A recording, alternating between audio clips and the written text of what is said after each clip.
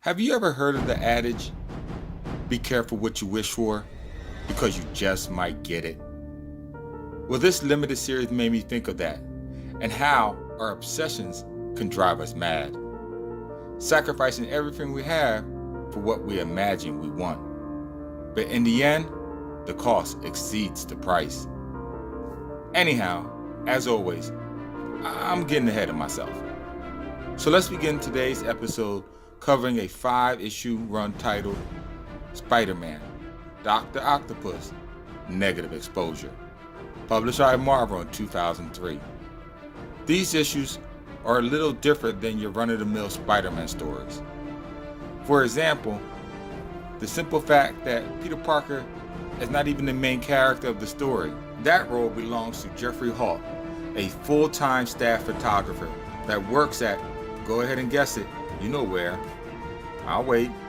That's right, the Daily Bugle. Right from the beginning, we learn of Jeff's envious / growing hatred for Parker. Peter, a stringer / freelance photographer who managed to get all the best Spider-Man shots, thus landing him on the front page of the Bugle, giving him prestige, recognition, and top pay. Driven by his all-too-consuming jealousy, Jeffrey is obsessed with upstaging Parker and taking what he perceives to be his rightful place at the paper. In doing so, Jeff unwittingly comes to the attention of no other than Dr. Otto Octavius, aka Dr. Octopus. By manipulating Halt's emotions, Otto is able to use him in his plans to break out of Rikers Island and thus to freedom. Besides the good doctor, there are brief cameos from other Spidey villains. You have Adrian Toomes, the Vulture, Quentin Beck, also known as Mysterio, but they are minor fill-in characters. As always, where the Spidey story really shines is in the storytelling, mixing themes of envy, greed, ungratefulness, and vanity into a tightly paced comic. Brian K. Vaughan really shows his masterful hand in weaving a good Spidey story. All this while managing to stay faithful to the character of Spider-Man as well. Throughout the story, Old Webhead is funny, witty, thoughtful, and self-sacrificing, showing there is more to a superhero than just superpowers. I literally either laughed out loud or at least chuckled to myself on every few pages, making this series a joy to read. And the artwork. Oh yes, did I mention the artwork? Excluding the cover art, Stash Johnson's use of foreshortening, character poses, and action sequence are just great. Just take a look at the wall crawler in action. What I also noted was the heavy outlining of the drawings.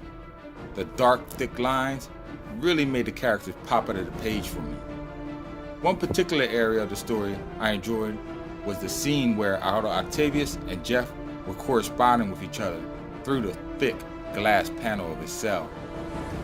It reminded me so much of Anthony Hopkins and Jodie Foster in the Silence of the Lambs movie. It literally gave me chills. Only 2 things bothered me about the story.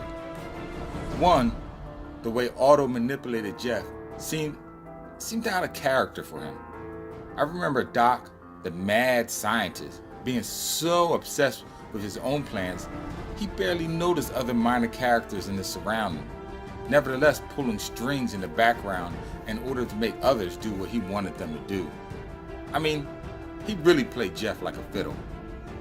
And the other part of the story that I had a problem with was when Jeff and Otto were talking at Rikers Island. This is a maximum secure prison. They literally discussed their jailbreak out loud. You can't tell me their conversations aren't heavily monitored. Other than these 2 issues, I give the story a ranking of 4.0 out of 5. A great read. It has everything you want from a Spider-Man story and more. If you found this video valuable, then please share it and visit my YouTube channel for videos like it. Make sure you tap that bell icon before you go And as always, until next time, keep reading, my friends.